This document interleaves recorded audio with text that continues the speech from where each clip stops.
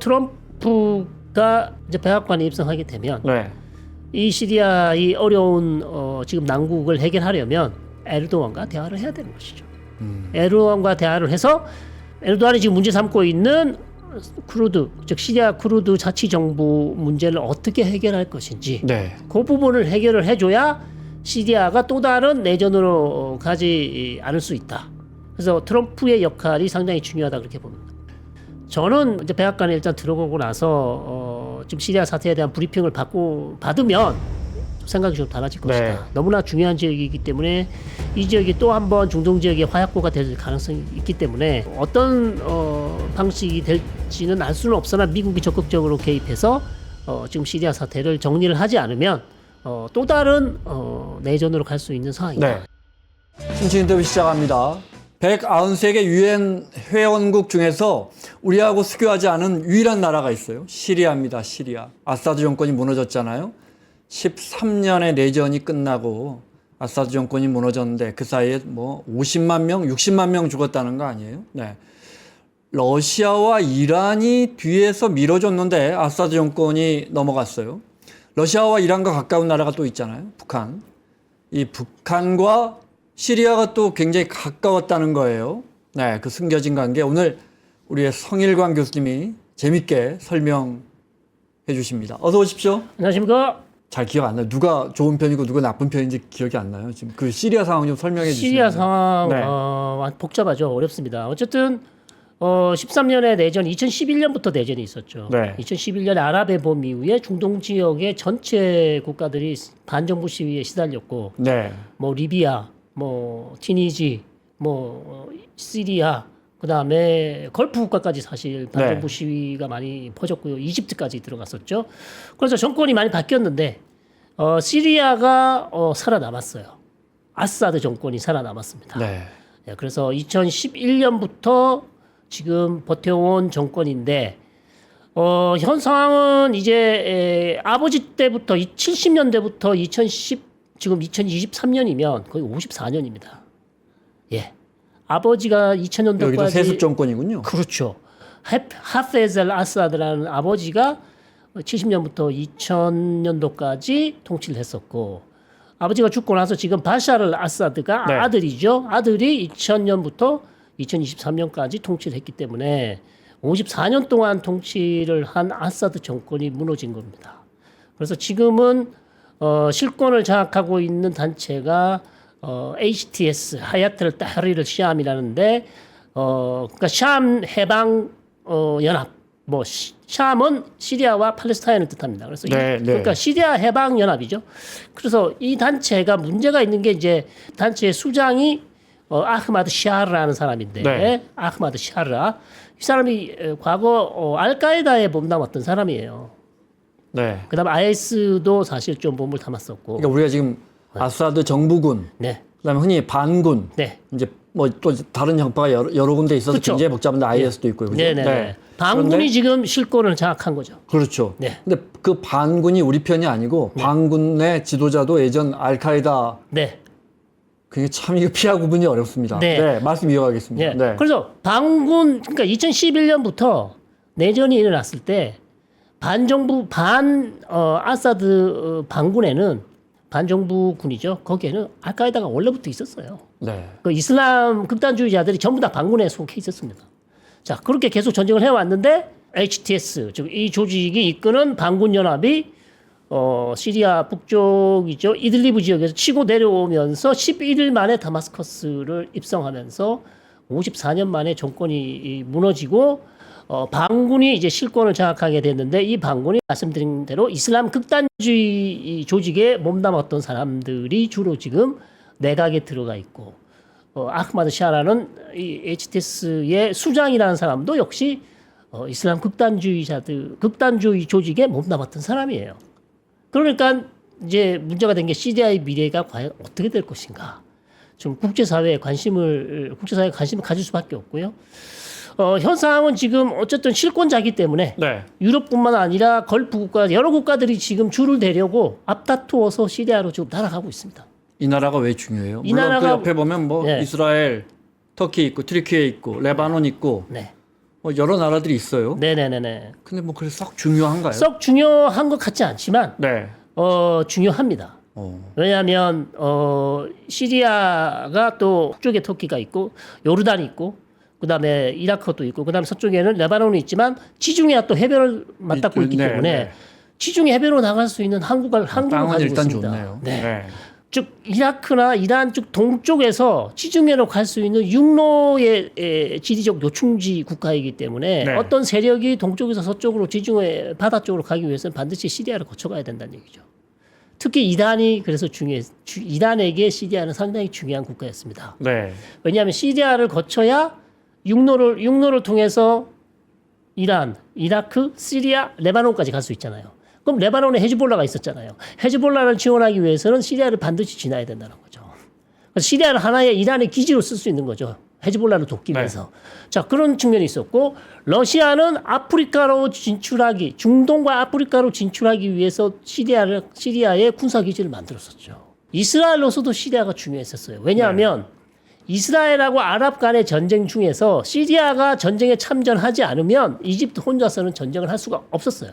네. 그러니까 이집트가 전쟁을 하고 싶으면 반드시 시리아와 함께 전쟁을 했습니다. 그만큼 이스라엘에도 전체 중동 판세를 결정지을 수 있는 중요한 국가였죠. 그러니까 시리아 없이는 이집트 혼자 전쟁을 할 수가 없었던 것이기 때문에 항상 이집트가 이스라엘과 전쟁을 하려면 시리아의 동의를 얻어야 전쟁을 할 수 있었습니다. 그래서 시리아가 지금 21세기에도 너무나 중요한 요충지가 되어 있어서 네. 많은 국가들이 지금 새 실권을 잡은 사람들이랑 관계를 새로 설정하기 위해서 뛰어 들어가고 있고 순위파의 반군들 네. 뭐 이렇게 순위파 말고도 뭐 또 다른 파도 많고 심지어 네. 쿠르드도 있잖아요. 네네네. 네. 근데 그냥 반군만 뭉뚱그려서 지금 이제 어쨌든 임시라도 집권을 했으니까 이 반군들이 있고 네. 시아파의 이란의 지지를 받는 아사드 정권이 있는데 네. 이슬람 원리주의 쪽에는 어느 쪽이 더 가깝나요? 이슬람 원리주의 쪽에는 순리 극단주의자들이 이슬람 원리주의에 가깝죠. 아, 그러니까 제가 네, 이걸 네. 이해를 못했구나. 네. 네. 그리고 헤즈볼라도 이슬람 원리주의자지만 네. 이 사람들은 시아파 이슬람 원리주의자들이고 시아파로 이슬람 원리주의자들이고 지금 반군에 있는 사람들은 거의 다 순리 극단주의 이슬람이에요. 어쨌든 그러면 예. 정부군과 네. 반군 모두 조금 극단주의 성향이 강하네요. 그렇죠. 그렇습니다. 지금은. 보통 중동이나 우리가 내전이 일어나면 네. 러시아나 이란의 지지를 받는 어떤 원리주의 파와 네. 서방, 미국이 이렇게 아프가니스탄처럼 네, 네. 미국이나 서방 국가의 지원을 받는 뭔가 개방파, 개혁파가 있기 마련인데 네. 여기는 아예 그냥 극단주의끼리 그렇죠. 헤즈볼라는 시아파 극단주의자들이었고 네. 반군에 속해 있는 사람들은 순리파 순위파. 극단주의였어요. 인구는 순위파가 훨씬 많고 예. 그래서 헤즈볼라하고 지금 순리파 즉 알카에다나 아이시스가 사실 전쟁을 했던 것이죠. 내전에서. 네. 예. 그런 양상으로 흘러오다가 결국은 작년에 힘이 많이 빠진 시리아 정부군을 물리치고 반군이 들어와서 결국 아사드 정권을 무너뜨리게 된 것이죠. 그래서 이 시아파 알라위트파거든요. 이름이 알라위입니다. 알라위. 네, 네, 네. 알라위파인데 시아파에서 분파된 또 다른 시아파예요. 시아파가 하나만 있는 게 아니고 네. 여러 개가 있는데 그 중에 하나 알라위파입니다. 그래서 알라위파가 지금 시리아 인구의 10에서 15%밖에 안 되고 그래서 이 아사드 가문이 알라위파예요. 네. 그러니까 본인 가문이 알라위파이기 때문에 자기가 정권을 유지하기 위해서는 계속해서 알라위파 사람들을 써야겠죠. 그래야 쿠데타 또 다른 쿠데타를 막을 수 있잖아요. 정권 안정을. 그래서 이 10에서 15%밖에 안 되는 이 알라위파가 아사드 정권과 함께 권력을 누려왔던 것이죠. 아, 다수의 70%인 순위파 예. 사람들이 있는데도 네. 그러니까 이 구도로만 보면 쑥 금방 넘어갈 반군이 금방 아까 HTS라고 하셨죠. 예. 반군이 쑥 넘어갈 뻔하기도 하지만 네. 이게 또 이란이나 이런 러시아의 지원도 받고 그래서 고비가 있었어요. 2015년 거의 아사드 정권이 거의 땅을 다 빼앗기고 반군이 거의 다 이겼었어요. 네. 근데 거의 다 죽어가는 아사드를 살린 게 바로 푸틴이 소위 전투기를 편대를 보냅니다. 그래서 반군 지역의 민간인 군인 가리지 않고 통폭탄을 투하하면서 초토화를 시킵니다. 그러면서 죽어가는 아사드 정권을 살려준 거죠. 그때 이란과 러시아가 개입하지 않았으면 훨씬 덜 죽었을 텐데요. 러시아가 개입하지 않았으면요. 네. 2015년에 아사드 정권은 무너졌죠. 그 정도였습니다. 시리아 해방연합 우리말로 치면 네, HTS인데 예, 우리말로 네. 치면 시리아 해방연합이라고 이해를 예, 그럴 수 돕기 쉽게요. 있고요. 네, 네, 근데 이 친구들 보면 극단주의라고 하지만 네, 제가 기사를 좀 살펴보니까 뭐 중앙은행 총재도 여성으로 뽑고 네, 네. 이거 굉장히 굉장한 거 아니에요? 네. 이 원리주의자들한테 네. 여성들 학교도 안 보내는 나라도 있는데 그렇습니다. 그래서 뭔가 개방적인 모습을 취하고는 있던데 네. 이게 꼭 그렇게 믿을 만한 세력은 아니군요. 우리 편이라고 하기에는 좀 불안한 세력이군요. 그러니까 이제 이걸 액면가 그대로 이 사람들이 지금 얘기하는 거를 네. 우리가 얼마만큼 신뢰를 할 수 있을까? 거기에 이제 의구심이 드는 거죠.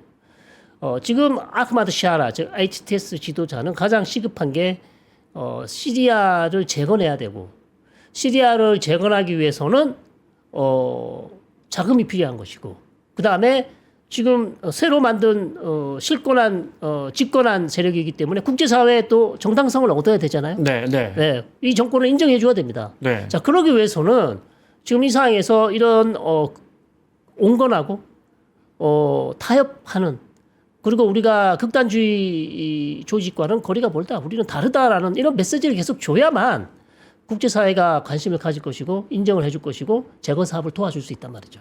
자, 이런 것들을 얻기 위해서 하나의 전술 전략으로 지금 이런 긍정적인 메시지를 보내는 것인지 아니면 진짜 본인들이 이슬람 극단주의자 그런 사상 이데올로기를 버리고 우리는 온건한 정권 정상 국가로 가겠다라고 네. 하는 것인지 지금은 너무 판단하기가 너무 이르다는 그렇군요. 것이죠. 네. 시간을 가지고 네. 지켜봐야 된다는 겁니다. 미국이나 서방 세계, 유럽의 서방 세계에서 이렇게 줄을 대서 개혁 개방하기에는 너무 센 조직들이에요. 네, 그렇습니다. 아, 그래요? 아직까지는 알 수가 없죠. 그래서 최소 6개월, 길게는 1년. 과연 이 정권이 얼마만큼 시리아를 안정화시킬 수 있는지, 그다음에 시리아 전체를 통제할 통제권을 진짜 가지고 있는 것인지 그거를 지켜봐야죠. 지금 나와 있는 HTS 지도자라는 사람이 하나의 보여주기식의 어떤 얼굴 마담일 수도 있어요. 왜냐하면 그 뒤에 배후에 또 다른 어떤 극단주의 조직이 있을 수도 있는 것이고 또 어느 날 갑자기 좀 훨씬 더 극단주의를 보이는 성향의 사람들과 무리들과 반군들과 지금 온건파 아흐마드 샤라와 네. 내전이 일어날 수도 있는 거죠. 그러겠죠. 예. 네. 그러다가 아흐마드 샤라가 전쟁에 질 수도 있어요. 내전에서. 그러니까 지금 아무것도 결정된 것이 없는 상황이기 때문에 이제 출범한 정권이라서요. 장담할 수 있는 내용이 사실 거의 없다. 네. 그러나 우리가 역사적으로 한번 비교해 볼 수 있는 사례는 2021년 미국이 아프가니스탄에서 철수할 때 탈레반이 뭐라 그랬는지를 한번 기억해 보십시오. 우리가 당신들이 생각하는 만큼 그렇게 급진적이지 않다.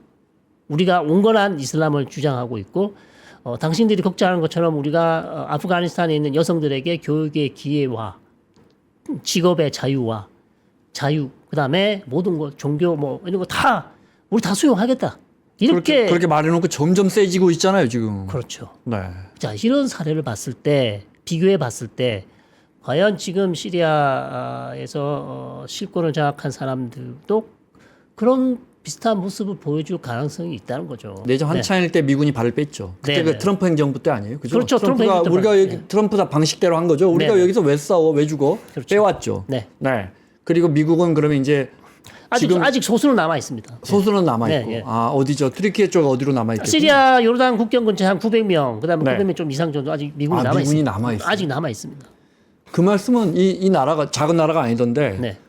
이 나라 여기저기에 그 아직도 그 반군이나 정부군이나 이 지배력이 굉장히 약하다 이 말이에요. 그렇죠. 아직 전체를 완전히 이 지금 실권자 이 HTS가 자기 손에 넣었다고 보기 어렵습니다. 그다음에 IS 잔당들도 아직 남아 있어요. 네. IS가 완전히 제거되지 않았습니다. 시리아 남부 쪽에 IS 잔당이 남아 있기 때문에 네. 그다음에 시리아 북동부에는 지금 쿠르드가 자치 정부를 거의 구성하고 있습니다. 시리아 데모크라틱 포스라 그래서 SDF라고 하는데 시리아 내에 있는 쿠르드가 거의 준 자치 정부를 해서 운영을 하고 있어요. 네. 그거는 아사드가 이 SDF를 그렇게 할 수 있도록 해줬고 또 미국이 이 사람들을 지지하고 있습니다. 그때 내전 때 왜 미군 믿고 예, 미국 믿고 IS를 쿠르드가 퇴치해줬던. 했다가 예. 미국 떠나가서 또 호되게 당했다면서요? 호되게 당했지만 어쨌든 쿠르드족들이. 자치 정부는 구성하고 있는 거죠. 아 그래요. 예. 자, 그래서 이 사람들이 있는데, 결국 그러니까 시리아가 2011년 내전 전에 어떤 하나의 통합된 시리아는 이미 불가능하고요. 네. 북쪽에는 SDF라는 쿠르드족이 있고, 남쪽에는 IS가 있고, 그 다음에 이스라엘 쪽에 있는 남서쪽에는 역시 또 다른 극단주의자들이 지금 골란고원 쪽에 있고, 지금 이번에 실권한 사람들은 튀르키예가 지원하는 HTS가 이끄는 반군들입니다. 네. 네. 그래서 그리고 시리아 북서쪽에는 튀르키예가 지원하는 반군들이 또 있고 이 지금 이 튀르키예가 지원하는 반군들이 북동쪽에 있는 SDF를 지금 공격하려고 하고 있어요. 네. 두 세력 간에 지금 이미 정황도 전쟁이 일어났습니다. 왜냐하면 에르도안은 이 SDF라는 쿠르드 자치 정부에 네. 있는 이 조직을 없애고 싶어 해요.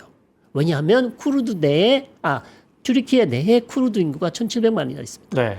이 사람들이 이미 무장 투쟁을 하고 있습니다. 분리 독립 무장 투쟁을 하고 있기 때문에 시리아에서 이런 중국과 같은 쿠르드 단체가 조직이 있으면 무장 단체가 생겨나면 예, 이미 있고 거기서 자리를 잡고 있기 때문에 이거를 본인이 해결하지 않으면 시리아에 있는 쿠르드족이 튀르키예에 있는 쿠르드족을 도울 것이다. 그러겠죠. 예. 같은 민족이니까. 예. 그러니까 우리가 반드시 이 에르도안으로서는 SDF를 HTS 밑에 현 지금 실권하고 있는 정부 밑에 군으로 편입을 시키든지 네. 그게 안 되면 우리는 얘들과 전면전할 수도 있다. 이렇게 얘기를 하고 있어요. 이스라엘은 또 트르키예한테 왜 시리아랑 같이 붙지 마라. 네. 이거는 또 뭐예요? 왜냐하면 이스라엘 입장으로서는 결국 에르도안이 네. 시리아라는 국가를 위성 국가를 만들고 쉽게 말해 대리 국가나 네. 혹은 위성 국가를 만들고 자기 마음대로 만약 운영을 하게 되면 결국 이스라엘은 시리아가 아니라 튀르키예와 국경을 맞대를 수 있는 거잖아요. 네. 예, 그렇게 되면 에르도안은 또 전통적으로 지금 이슬람 세력을 계속 지지해 왔거든요.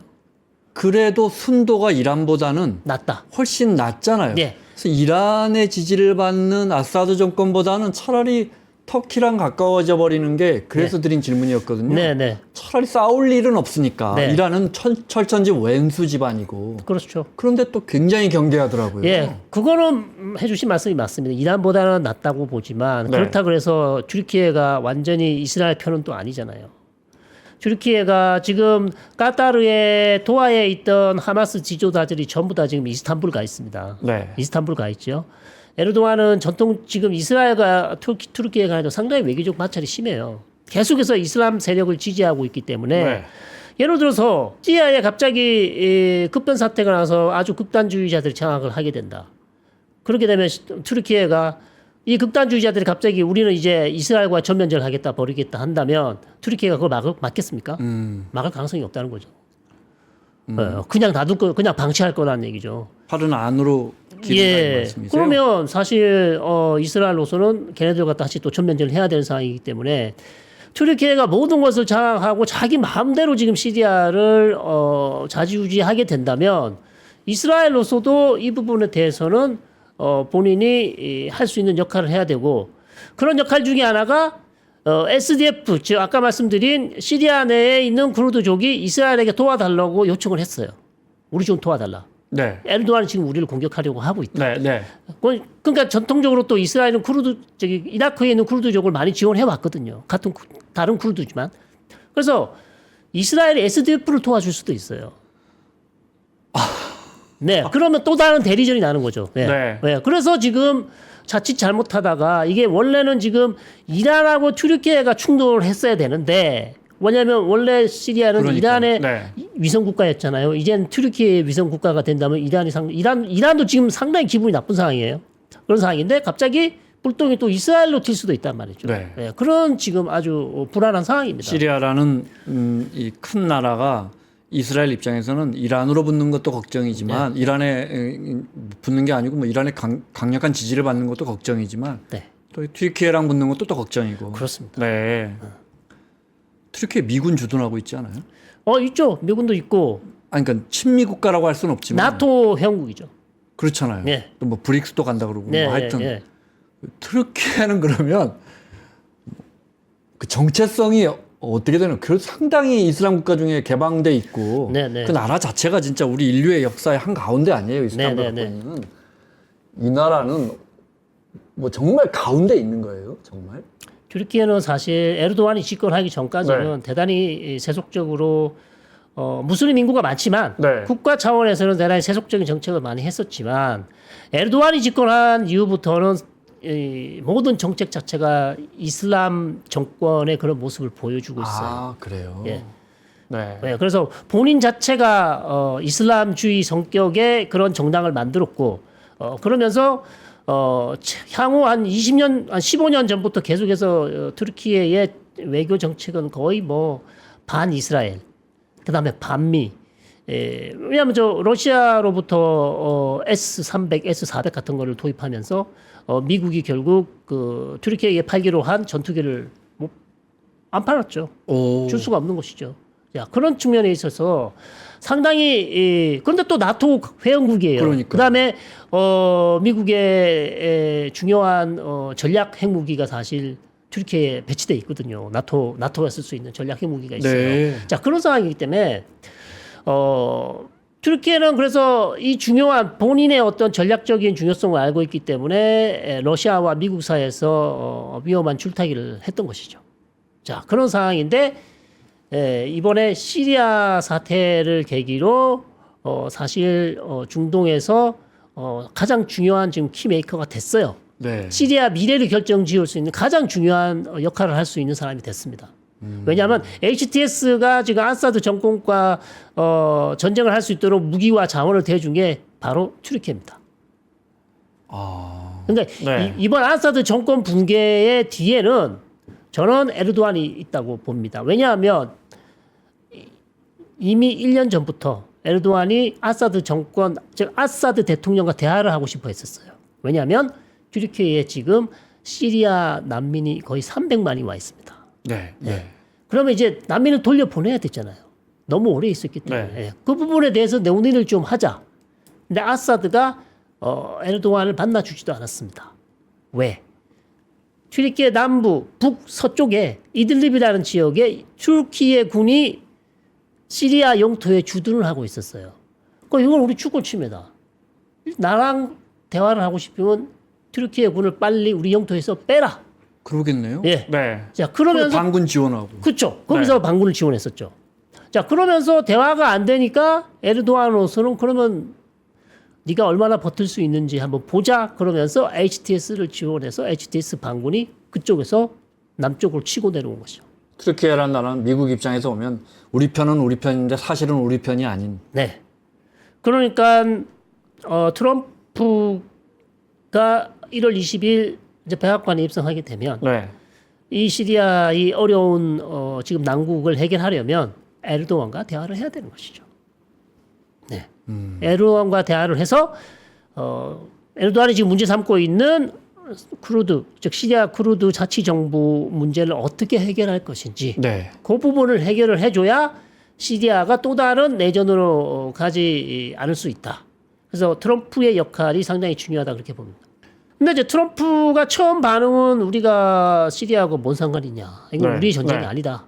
미국은 시리아 문제 개입하지 않겠다고 그런 거 아주 싫어하잖아요. 네, 반응을 보였지만 저는 이제 백악관에 일단 들어가고 나서 지금 시리아 사태에 대한 브리핑을 받으면 좀 생각이 좀 달라질 것이다. 네. 너무나 중요한 지역이기 때문에 이 지역이 또 한번 중동 지역의 화약고가 될 가능성이 있기 때문에 어떤 방식이 될지는 알 수는 없으나 미국이 적극적으로 개입해서 지금 시리아 사태를 정리를 하지 않으면 또 다른 내전으로 갈 수 있는 상황이다. 네. 이렇게 말씀드릴 수 있죠. 에르도안이나 터키 사람들, 트르키예 사람들은 옛날 오스만 제국의 우리가 한때 이 지역을 다 지배했었다는 네. 이게 남아 있겠군요. 그러니까 지금 에르도안의 외교 정책 기조 중에 하나가 네.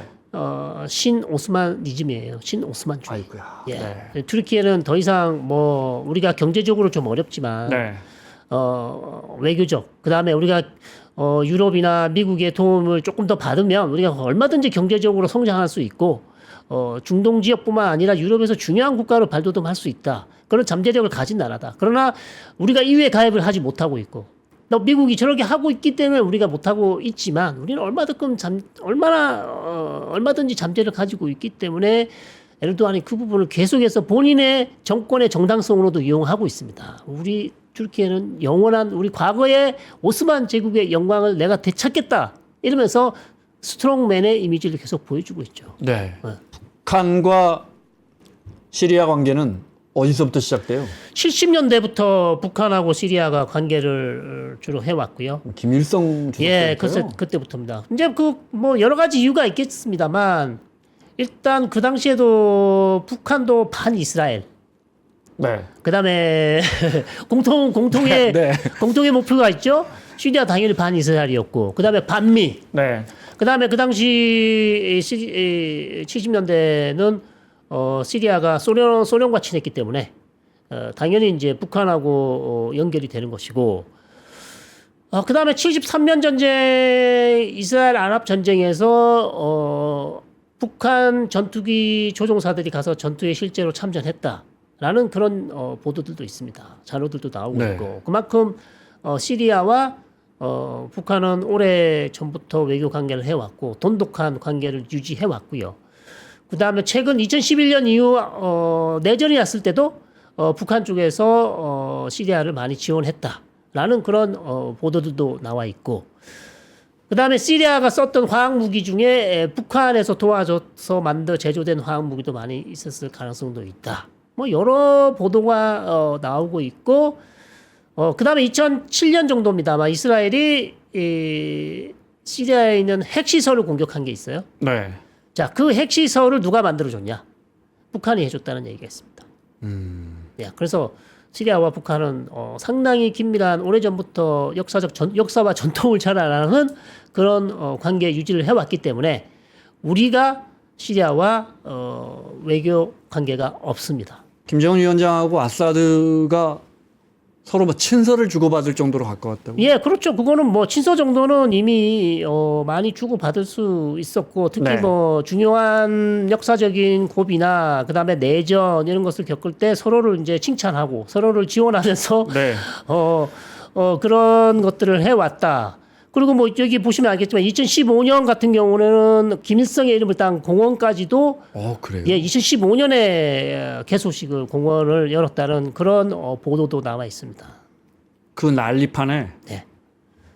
아마 그것은 북한이 또 내전에 어려움을 겪고 있는 시리아를 도와줬을 수도 있고, 또 한편을 보니까 그때가 2015년이 노동당 창당 70주년 기념이라고 합니다. 예, 네. 북한의 네. 예, 그래서 그런 것들을 다 기념해서 김일성 공원을 다마스커스에 지었다, 그런 얘기가 있습니다. 북한이 흔히 유은통치라 그러잖아요. 네. 할아버지, 아버지. 그렇죠. 근데 이제 지금 뭐 그 김정은 위원장이 그거 다 날려버리고 있다고 네. 한단 말이에요. 네. 네. 뭐 그런 거 필요 없고 뭐 예를 들어 뭐 한반도도 국가 하나다는 것도 지금 완전히 그냥 그렇죠. 무시해버리고 있는 상황이잖아요. 네, 여기에 네. 이제 아사드 정권이 넘어갔으니 네.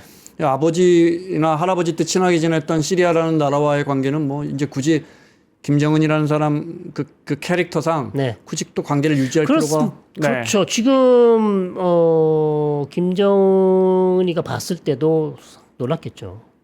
그러니까요. 예. 한순간에 날아갔죠. 예, 54년 북한과 오랫동안 중동에서 어찌 보면 가장 중요한 우방국이라고 할 수 있는 시리아가 네. 그것도 뭐 이스라엘이 공격해서 미국이 공격해서 무너진 게 아니라 네. 반군에 의해서, 그것도 숫자도 시리아 정규군보다 훨씬 적은 숫자의 반군이 반란을 일으켰는데 거기에 정권이 넘어갔으니까 네. 김정은도 상당히 놀랐을 것이고요. 중동 지역의 다른 국가들도 상당히 놀랐어요. 왜냐면 이제 권위주의 정부들이 네. 뭐 이집트라든지 아니면 팔레스타인 자치 정부도 놀랬다는 얘기도 있습니다. 이렇게 정권이 갑자기 모래성처럼 갑자기 이렇게 무너질 수가 있냐. 네. 그래서 사실 이란도 많이 놀랐어요. 이란도 지금 보수 강경 정권이잖아요. 경제적으로 이란도 뭐 시위가 점점 세지잖아요. 예, 네. 경제적으로 어려운 상황에서 시리아라는 나라가 54년 정권을 유지해 왔는데 이게 하루아침에 11일 만에 무너졌다? 그러니까 중동 지역 전체의 이 시리아 사태가 특히 권위주의 정부, 강경 보수 정부들한테는 충격을 줄 수밖에 없는 그런 사건이었죠. 아사드 정권이 넘어갈 때 불과 12일 만에 막 네. 반군들이 푸샥 이렇게 올라올 때 네, 네, 당연히 러시아와 이란에 도와달라고 했을 텐데 네, 푸틴은 지금 아이고 정신없다 이랬을 거고요. 그렇죠? 네. 이란은 좀 도와줄 만한데 이란도 하긴 뭐 이스라엘 때문에 네, 이란도 사실은 내부적인 얘기를 들어보면 거의 안 도와주는 걸로 결정을 한 것 같아요. 예, 뭐 여력이 없는 거예요. 예, 여력이 없는 것도 있었고 더 이상 여기에 국력을 쏟아붓는 것 자체가 네. 의미가 없다 판단해서 그냥 포기하는 걸로 네. 예, 결정을 했기 때문에 더 이상 뭐 도와줄 수도 없었고. 김정은 위원장 상당히 충격받았을 것 같은데요. 네. 이 빈칸을 지금 설명하신 걸 하나씩 빈칸을 채워보면 매우 유사합니다. 정권의 네. 형태가. 그렇죠. 세습. 네. 여기 3대 세습, 2대 세습. 네. 사회주의 국가. 네. 그다음에 뭐랄까 군사력으로 유지하는 나라고. 네. 그다음에 이 정권의 뒷배라고 할 수 있는 지지 세력 국가들이 러시아, 중국과는 어떻습니까? 이란 있고 중국과는요. 중국과도 뭐 시리아는 가깝죠. 예. 나쁠 건 없을 예, 거예요. 나쁠 그죠? 건 없죠. 예. 네. 그러면 러시아, 중국, 이란 그 정권의 유지 기반이 그냥 비슷하죠. 탄생 기반부터 시작해서 거의 네, 비슷합니다. 네, 네. 네. 그런데 이제 문제는 외세 개입이 거의 없었다. 북한은 개입할 여지가 하나도 없는 거죠. 거긴 또 저 예. 삶의 모토가 주체라. 예, 외세 네. 개입이 여지가 없었고 시리아 상황은 또 시리아를 버티고 있는 헤즈볼라가 이스라엘 시리아 내에 있는 헤즈볼라를 이스라엘이 또 계속 공습을 했기 때문에 네. 한 축이 또 무너져 있었고 그다음에 시리아를 버텨주던 이란 외세라는 그러니까 어찌 보면 북한은 자주 국방을 하고 있기 때문에 네. 사실 스스로 무너질 가능성은 지금 없는 것이고 그렇다고 해서 북한에서 어떤 반군이 등장해서 어떤 전쟁을 할 수 있는 그런 상황도 안 되다 보니 뭐 현실화 가능성은 없으나 그러나 김정은이가 놀란 거는 확실하겠죠. 네. 아사드가 그러니까 아버지한테 물려받은 게 2000년 2000년. 지금 24년 정도 세습해서 집권하다가 이제 쫓겨나서 러시아로 망명 네. 달아났고요. 네. 네. 아사드가 그렇게 막 저기 뭐 저 다마스커스에 김일성 동상 세우고 이런 게 네. 어떻게 보면 나도 저렇게 신격화 네. 저걸로 해서 어쨌든 거기서 세습이니까 세습하려면 명분이 없잖아요. 그렇죠. 신격화하지 않고선 세습 잘 안 되거든요. 그렇습니다. 네. 국민들 입장에서는 왜 너가 뭔데 왜 아들까지 해 하려면 네. 신격화가 돼야 하는데 그런 맥락이 다 있는 게 아닌가. 그런 측면도 많이 있겠죠. 그러니까 북한과 달마 정권이 상당히 유사한 점이 많이 있을 것이고. 네. 근데 시리아를 갔다 온 사람들 얘기를 들어보면 특히 시리아뿐만 아니라 중동 지역에 있는 요르단이나 시리아나 이집트 같은 국가들 거의 경찰 국가거든요. 네. 거의 사복 경찰들이 거의 뭐 곳곳에 있습니다. 그러니까 옷만 안 입었을 뿐이지 네. 거의 중요한 지역에는 그러니까 아사드 정권이 무너지기 전에 거의 사복 경찰들이 다 있었어요. 그러니까 국민들이 어떻게 해서 정부에 대해서 어떤 반감을 가지거나 뭐 반란을 일으키는 것 자체가 대단히 어려웠었죠. 아랍의 봄 이전에. 그러나 이제 아랍의 봄 이후에 어떤 그런 공포감이 사라지면서 반정부 시위가 심해지면서 결국 완전히 방향이 바뀐 것이죠. 북한이 시리아에 무기를 판매했다라는 뭐 분명한 근거는 있습니까? 우리가 그냥 추정만 할 뿐인 거죠. 서로 군사적인 협력을 해왔다 이 정도. 네, 그렇죠. 그거는 뭐 근데 뭐 교역이 거의- 있었을 것 같지는 않고 네. 만약에 있었다면 무기인데. 그렇죠. 뭐 몰래 갖다 줬겠죠. 많은 미사일이라든지 뭐 탄도 네. 미사일이라든지 여러 가지 무기들을 많이 줬을 가능성이 높죠. 왜냐하면 시리아를 거쳐서 헤즈볼라한테 가야 되거든요. 헤즈볼라한테 전달해 주려면 네. 반드시 시리아를 거쳐야 됩니다. 북한산 무기도. 그래서 그게 또 헤즈볼라한테 가서 헤즈볼라는 다시 그 무기를 과거에 하마스한테 전달해 주거든요. 그렇기 때문에 시리아가 너무나 중요한 요충지였어요. 하마스와 헤즈볼라로 갈 수 있는 중요한 무기를 전달할 수 있는 기지. 그것이 시리아가 한 역할입니다. 물론 확인되진 않았지만 충분히 가능성이 높은데 뭐 두 나라가 교역을 한다면 뭘 했겠어요, 그죠? 네, 그런데 시리아 내전으로 이제 최소 50만 명, 많게는 60, 예. 뭐 3, 4만 명 이렇게 예. 추정하더군요, 서구 언론들이. 네. 상당히 많이 주고 그다음에 거기에 그냥 북한이 만든 무기도 일부 네, 화학무기도 화학무기도. 나오고 있고. 아, 시리아 정부군이 화학무기 썼었죠. 예, 장군님 네. 죽였을 때 화학무기 많이 썼었죠. 예. 그건 오바마 대통령이 그걸 해결했어야 되는데 네. 예, 그냥 화학무기를 제조할 수 있는 원재료 물질을 러시아로 그냥 밖으로 내보내면 네. 봐주겠다. 그래서 그렇게 정리하면서 사실상 큰 시리아 정부에 대해서 어떤 큰 조치는 취하지 않았죠. 그러면서 아사드 정권이 사실 계속 생존할 수 있었죠. 그러니까 오바마 대통령 미국이 거의 뭐 개입을 하지 않았습니다 내전에. 그러면서 이제 정권이 계속 유지될 수 있었던 것이죠. 이제 미국이 이제 강해지면서 특히 트럼프라는 강한 스트롱맨이 등장하고 미국이 강해지면서 반대급부로 작용 반작용으로 진짜 이제 글로벌 사우스도 점점 더 연대하거나 네. 아니면 더 이렇게 서로 진짜 피하 구분이 안 돼요, 그죠? 네, 특히 네. 그 대표적인 국가가 트르키예 같아요. 그렇습니다. 네, 그래서 뭐 글로벌 사우스에 들어가 있고 네. 중국과도 친하고 러시아와도 친하고 그다음에 미국과는 뭐 나토 국가니까 안 친할 수가 없는 거고. 자, 그러면서 본인의 어떤 몸값을 올리는. 그래서 그러니까 이건 이제 기본적으로 걸프 국가들도 마찬가지지만 네, 튀르키예도 마찬가지지만 미국만 계속 바라보고 있지는 않습니다. 그러니까 외교적 다변화, 네. 외교의 다변화를 하고 있어요. 그러니까 UAE도 마찬가지고 사우디도 마찬가지고 네.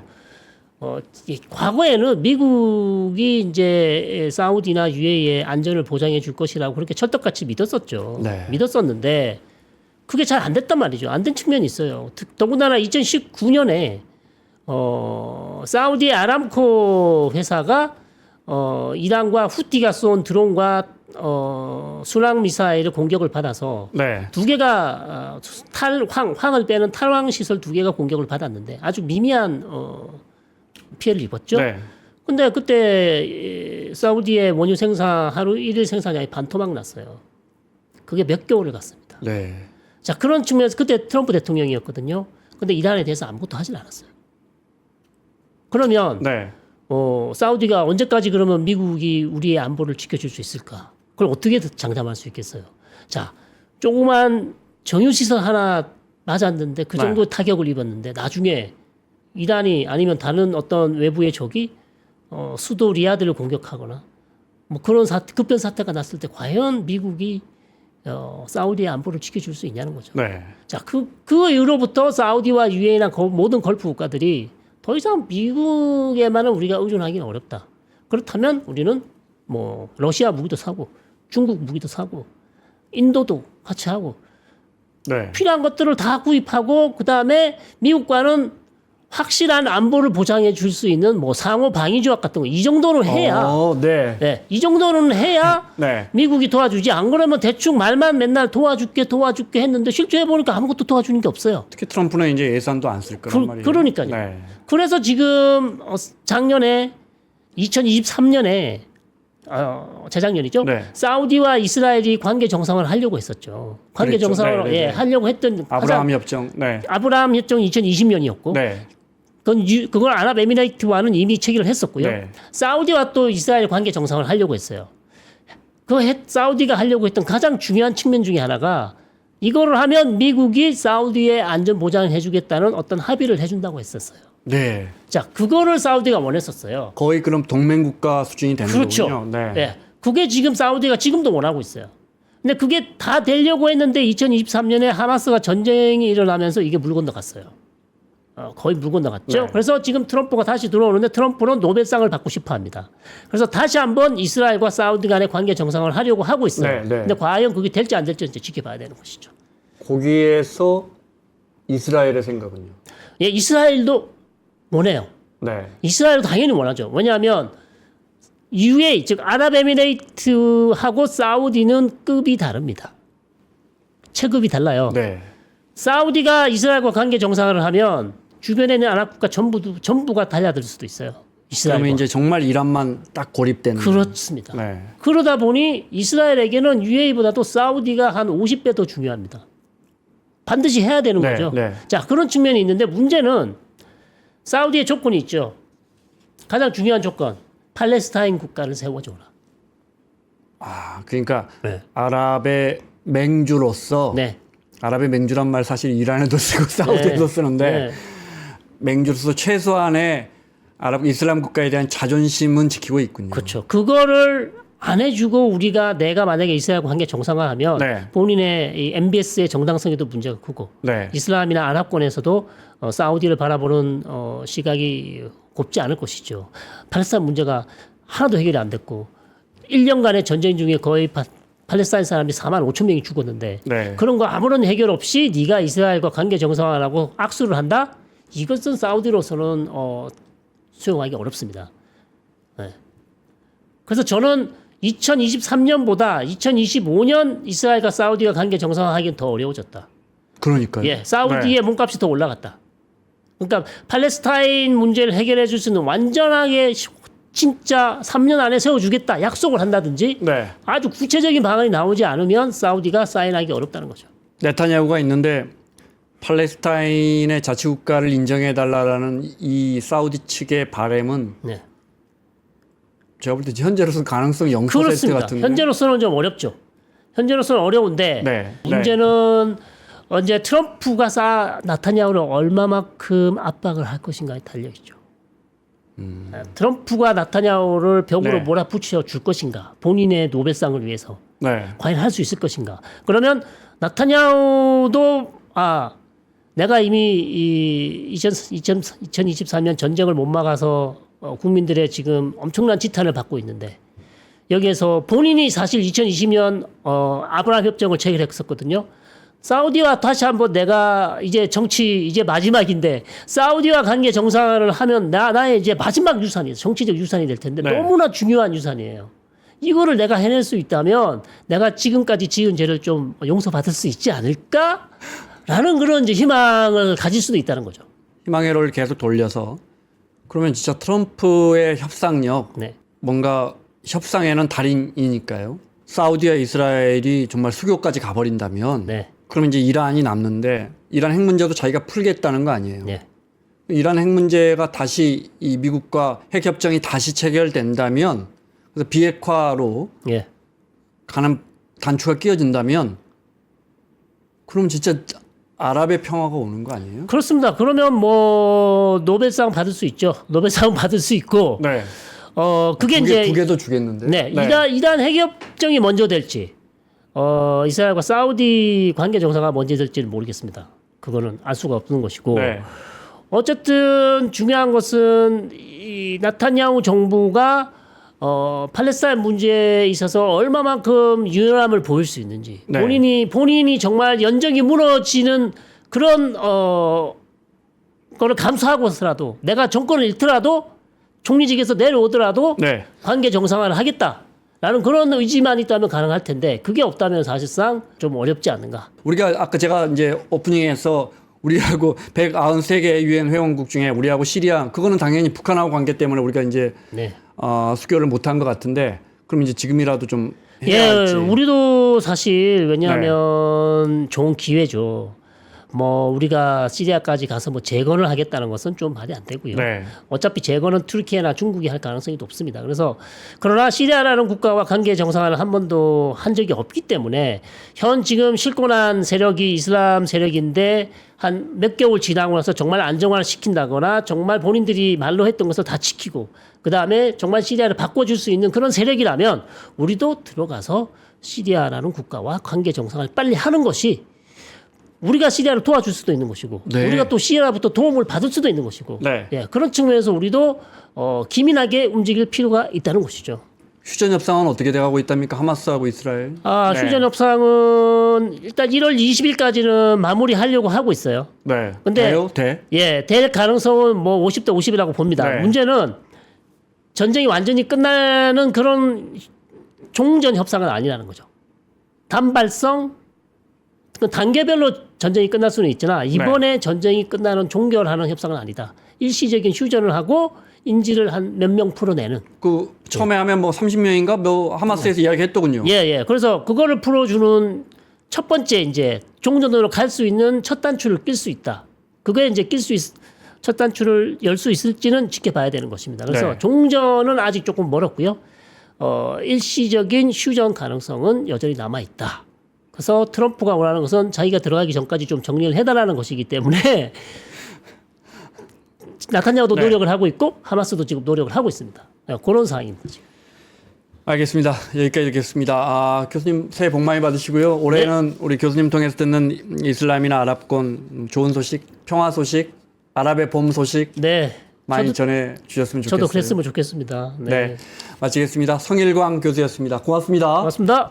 삶의 격을 높이는 9가지 지혜를 함께 나눕니다. 위즈덤 칼리지 시즌 2 영상 아래 링크를 클릭하시면 자세한 내용을 확인하실 수 있습니다.